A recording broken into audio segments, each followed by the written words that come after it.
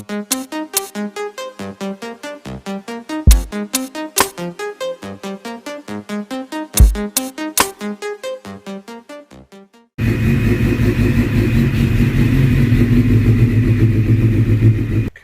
so these are the connections that I want to fix today. So we're talking stator to the harness, or actually rectifier to the harness, and going to the stator and then positive negative. Just gonna focus now in removing the negative so I can get to this. And today we're gonna be using something that I just purchased off Amazon. So I've never used this before. I just wanted to give it a try. And essentially this comes with heat shrink, and so you just need to putting them together and then just applying heat, and this is just gonna stick to the cable, and then this is solder that's just gonna be melting and then just creating that more stronger connection, the same as you were soldering with a solder iron. Okay, so I'm starting with this one right here, and I'm just gonna undo it just so I can get good connection between the two. I'm gonna do the same here, and I'm just gonna open it up a little bit just so I can really get them together into a one bundle.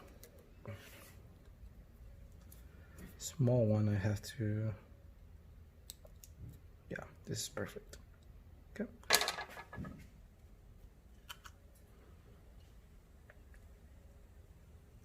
So they're pretty short, and I'm now gonna flatten them out. I'm not gonna record the entire session because I want you guys to only to see one, and then I'll do the rest. And I'm just gonna open them up so they are touching. And let's just give it a try one more time. So that's where I want them. So I'm gonna start with low heat, or the low setting of the heat gun. And what I'm going to try to focus on is to keep it moving.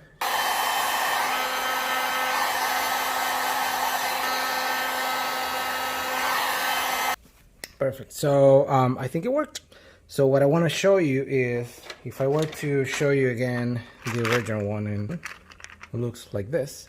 It's better. Yeah, you see how different shape. So if you look at the one that I just soldered in here, yeah, it looks like it just spread it out a little bit.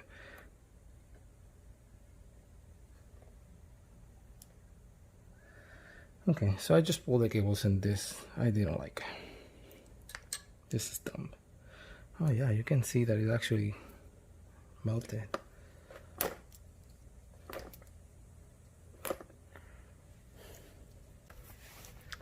Okay, so I'm just gonna go the old school way. I'm gonna use this more as a heat shrink. That more than anything, I'm just not gonna be expecting this portion just to be melting. I'm not saying this doesn't work.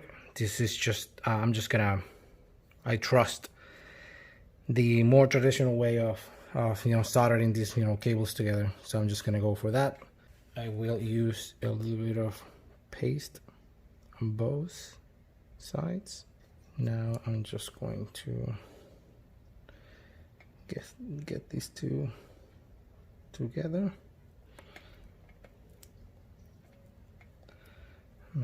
Now I'm just going to apply heat from the bottom.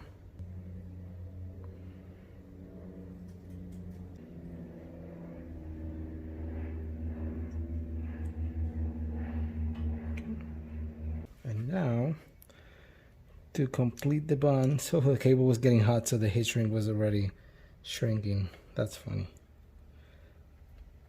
So much for that. I need to pull it further out next time, because look at this, it's already shrinking with the heat of the cable. Let me see if I can get it through. Super quick. Awesome. Just gonna heat it up.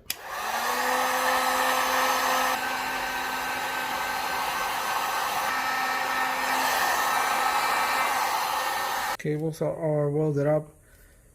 Just because I want to be extra cautious, I'm just gonna Wrap them up a little bit on electrical tape, not a whole lot.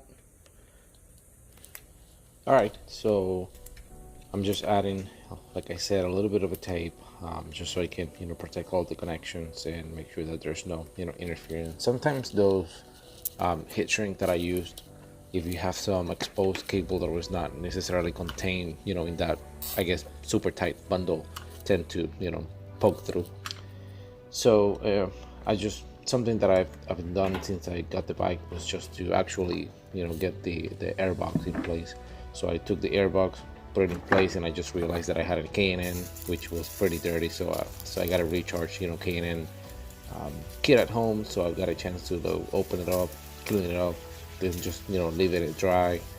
And once I was gonna put it back, I realized that the actual airbox was like super dirty. So I got with some cleaner, a little bit of water, and then just get all that crud out of the airbox. I was able to put a little bit of a oil back just to grab all those particles, and then finally just able to put back together.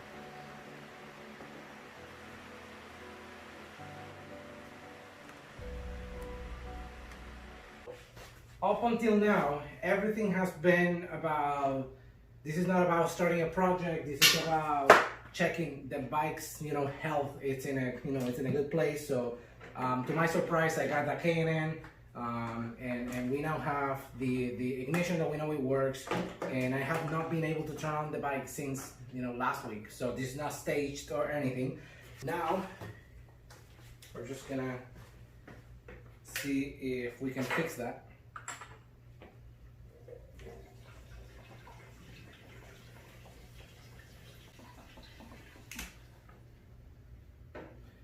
Alright, so my idea is to see if I can start the bike reliably. Meaning, before I say what I'm going to do with this bike, I really want to know that I can ride it, that I can start it, like, fixing the starter solenoid, just fixing all the cables like I did this morning. We fixed the fuel pump, or the issue to get it started, last week. So my intention right now is just to see and prove to myself this bike can start reliably, meaning every time I just hit on the starter, bike is gonna start. If that's how it is, I think we are in a place where we can just get started on the project officially. So let's just give it a try, and let's just cross our fingers and see if this starts. All right, so we have fuel, we have battery. I'm hoping the battery is enough charged, to get it started right now. I was just gonna sit on it on the stand and go through the shift on the transmission, just so I know my transmission is in a good place, and maybe my clutch is as well. Here goes nothing, I guess. I'm excited. So fuel indicator went away. I have an F1 code, and I think it's coming from my, it's a C23, I believe, so I think it's coming from my tip over sensor. So that's something that I'll deal with later. So just give it a try.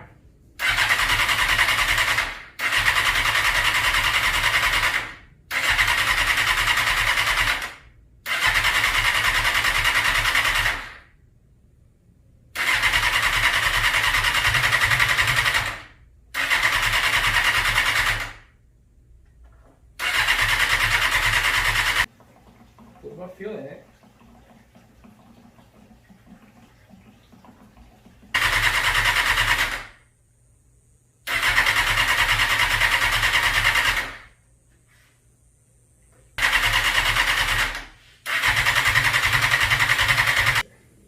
All right, so here is like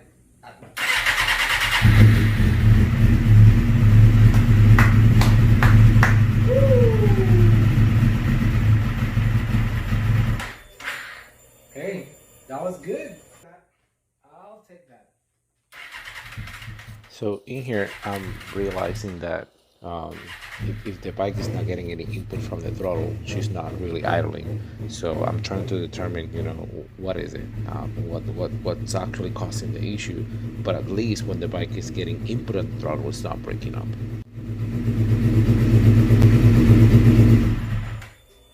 Okay. So only when I give it gas, it's when she is staying idling.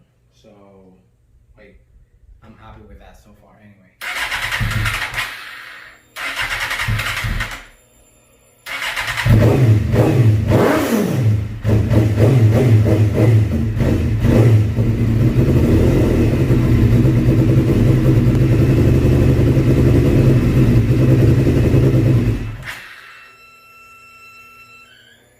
And that's a long pump. All right, so one thing occurred to me, and that was checking the idle, because I didn't hear the bike actually breaking up when I was going on a higher RPM. So I thought it's just not staying on. So why is that? So when I looked at the idle adjustment, of course this is a 2005 bike, so it's not like these like newer bikes where it's kind of like a mystery just to be able to adjust your idle.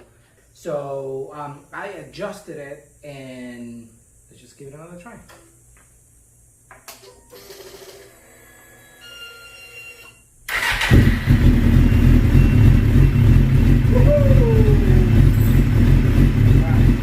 Sounds okay. Let's see what happens when I take it through the shift.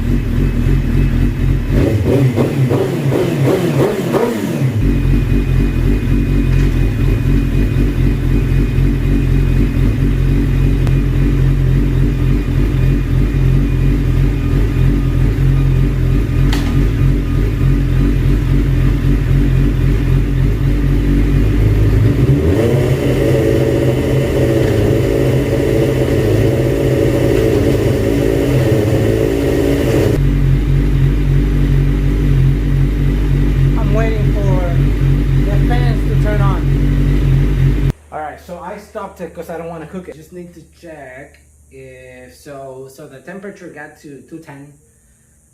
Some of these bikes, they just go all the way to like 213 or more before the fan kicks on. On my GSX-R750, I have it on like, it kicked on. Yes. Woo!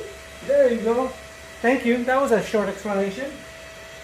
I'm very glad to hear that. Of course, as you can tell, it was spitting coolant out because I don't have any reservoir, so I need to get a reservoir and whatnot. But this is great. That's great news. All right, so the idling actually did the trick, and as you saw, the bike is now going through the shift. I didn't put any load because like we were just doing it on the stand, so I just want to take it for a quick spin on in front, just on my street. These front tires like completely shot, so I'm not gonna be going at any ridiculous speed or whatever. And I have stuff dangling like my cluster and my ignition that are still not put in place. So I just want to test it. So let's just take it for a spin. So let's just see if it turns on.